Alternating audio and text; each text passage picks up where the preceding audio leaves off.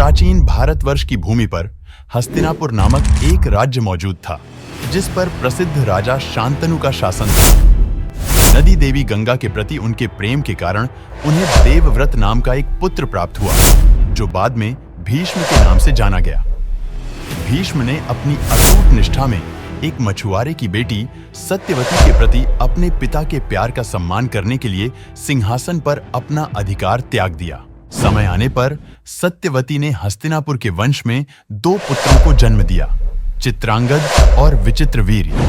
हालांकि दोनों की असामयिक मृत्यु हो गई, जिससे राज्य बिना किसी उत्तराधिकारी के रह गया। ब्रह्मचर्य की शपथ से बंधे भीष्म को राज्य की निरंतरता सुनिश्चित करने की दुविधा का सामना करना पड़ा।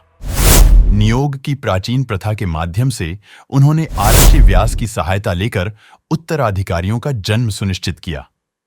इस मिलन से धृतराष्ट्र और पांडु का जन्म हुआ। जबकि धृतराष्ट्र अंधे पैदा हुए थे, पांडु एक ऐसी बीमारी से पीड़ित थे जो उन्हें सीधे शासन करने से रोक रही थी।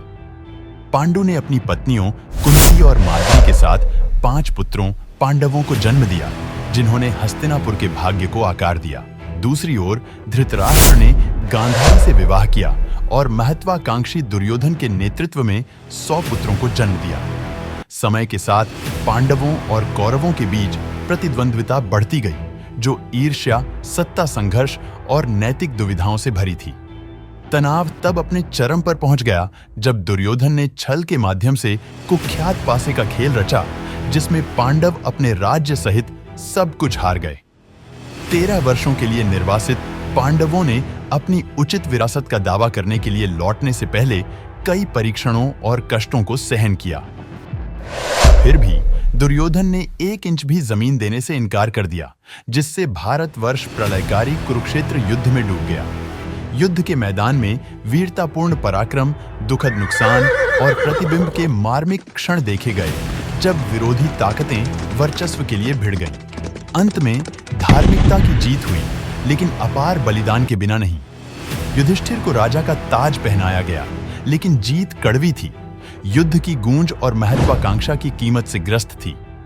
भीष्म ने अपने बाणों की शैया पर लेटे हुए पांडवों को अपना ज्ञान प्रदान किया और नश्वर क्षेत्र से प्रस्थान करने से पहले उन्हें धार्मिकता के मार्ग पर मार्गदर्शन किया।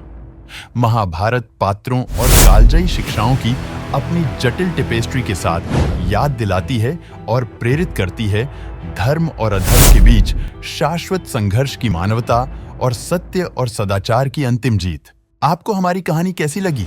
हमें कमेंट करके अपनी राय बताएं, और अगर आप चैनल पर नए हैं तो चैनल को सब्सक्राइब जरूर करें और बेल आइकन भी ऑन कर लें, ताकि हर वीडियो सबसे पहले आपके पास आए।